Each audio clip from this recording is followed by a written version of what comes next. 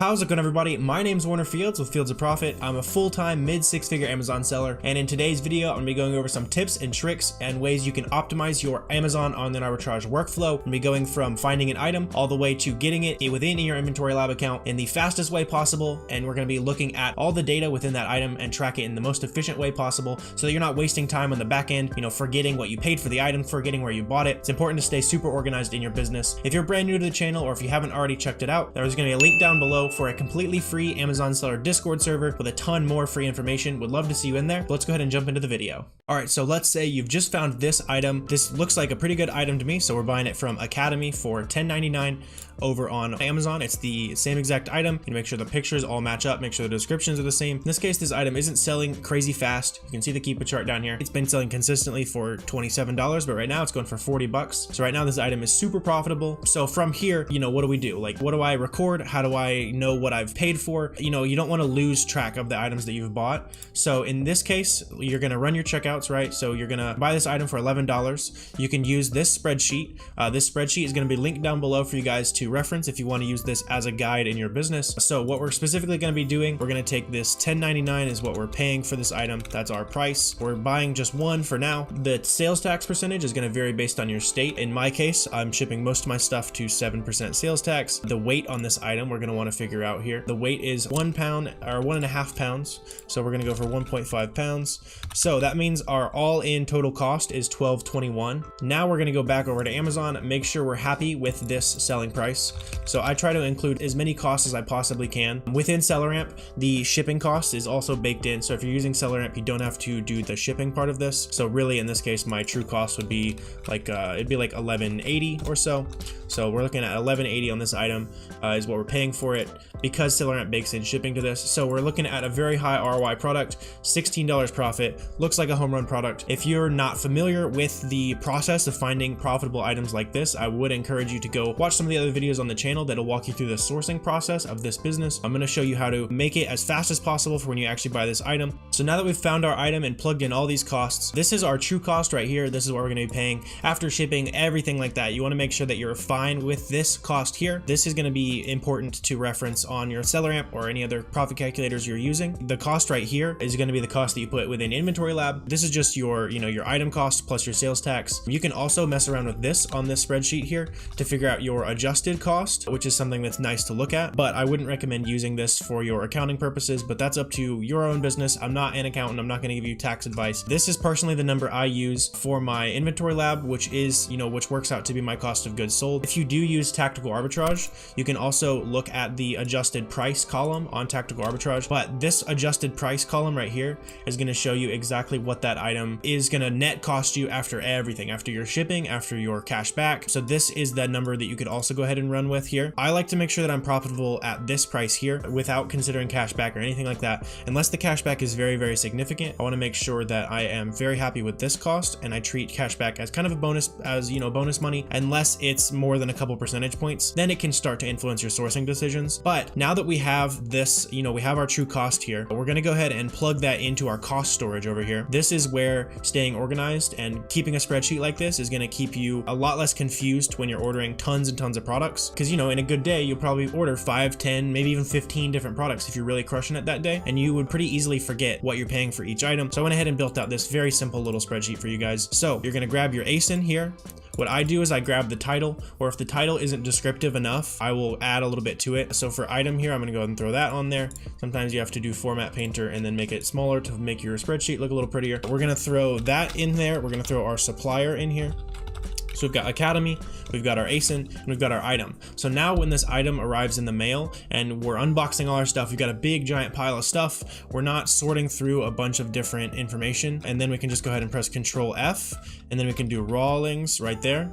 And in this case, obviously, yeah, that's the one item on here. But when you've got big lists, I still use a sheet that looks almost exactly like this in my own business. I'm coming up on 1,000 items on that spreadsheet. So it's a giant list, right? So when my listers are looking at that list, I have another one for the prep centers. They're doing the same thing. You can also use the UPC on here if you want to reference the UPC. But personally, within a small scale business, I think it's a little easier just to Control F, search for the most notable term about that item. And then you've got your ASIN, your supplier automatically showing up. Then we can go back over here to our cost calculator. We can go ahead and plug in this 1221 down here. So now that we've got this in there, we're going to go back over here and grab our cost that we're going to plug it into Inventory Lab, because this is the important number for us. So 1176 is what we're looking for. So we're going to go ahead, I guess we'll have to go ahead and type it manually here. So we paid 1176 for this item. Let's see how many of these we would theoretically buy. I'm not going to buy this just because everybody is seeing this lead now, but there's 29 sales per month. I'm going to look and see who else on this listing. Looks like 1, 2, 3. I'll just call all of these sellers competitive sellers. If you're not familiar with that term, it's essentially just FBA sellers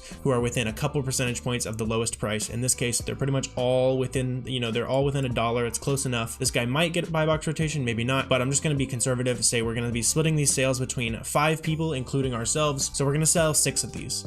So it's definitely not a super high volume item. I would maybe buy closer to 10 of these just to stay in stock a little bit longer, test out that sales volume. But let's say we're going to buy 6 just to be very, very safe. Now it's going to go ahead and keep track of our spend, and we can also manually go ahead and throw in our projected profit down here. So our projected profit on this item, our cost that we're plugging in was 1172. SellerAmp again still includes all of those costs as far as shipping and stuff. We can go ahead and click on this price. We're going to list it for 40 bucks. So we're making $16.69 after it's all said and done.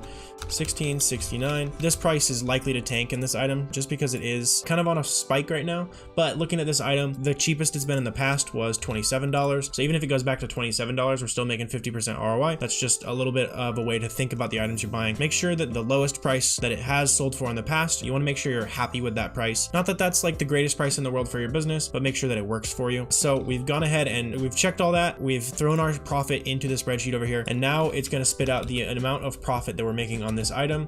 Very clean. This is going to help us keep track of some forecasting in our business as well. This kind of leads into the next concept that I want to talk about that you can apply to your business using this spreadsheet. Before we talk about how those numbers are going to be able to forecast your business, I did want to real quickly mention these other tabs that I have on here. These are, Walmart RA list and Target RA list. You could even add a spreadsheet that looks exactly like this, but it's like out of stock products. So in this case, like if I find a product on Walmart.com, this happens fairly often where it's out of stock for shipping, but it is in stock in my local store. I will just go ahead and start building out this list. And whenever I go grocery shopping, or you go to Walmart, I don't do this as much now just because it's not worth my time very much these days. But when you're first, getting started out hustling, if you have a big list of products that might be in stock at your local store, whenever you go grocery shopping, just look through those products, see if any of those products are in store at the store you're at, and maybe you pay for your groceries while you're there, right? I like to throw the quantity that you should buy on there because you're not gonna be able to see that when you're on your phone, right, at the store. So give yourself an estimate of how many you need to buy of these. Give yourself the price on Amazon that it needs to be. So when you're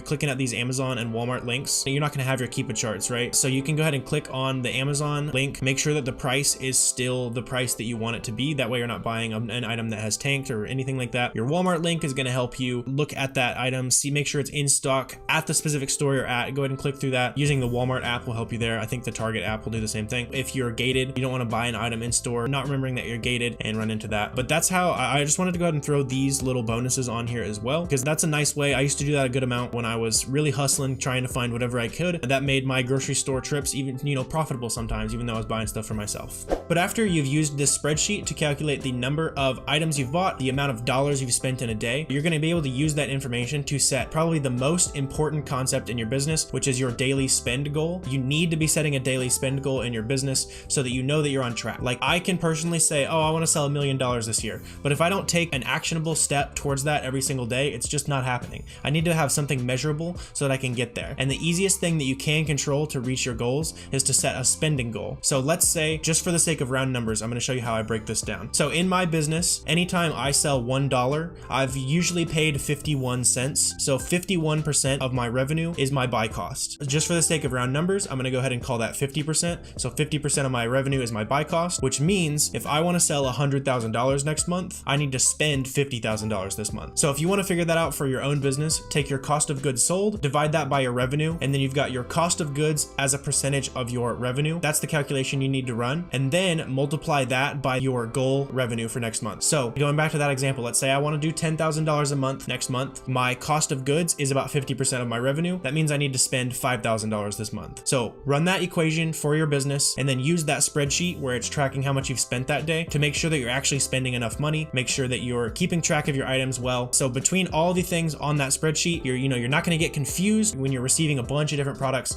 You're like, where did I get this from? What I pay for it? And on top of that, you're also going to be able to track track the number of dollars you've spent, which is the single best way to forecast your future business growth, because you're just simply not going to grow without buying more products. Very simple concept about selling on Amazon. I hope you guys got a ton of value out of this video. If you did, please feel free to hit that subscribe button down below. That adds value to my business. If you have any questions, comments, anything like that, feel free to drop those down below as well. But I really appreciate you guys watching, and I will see you next time.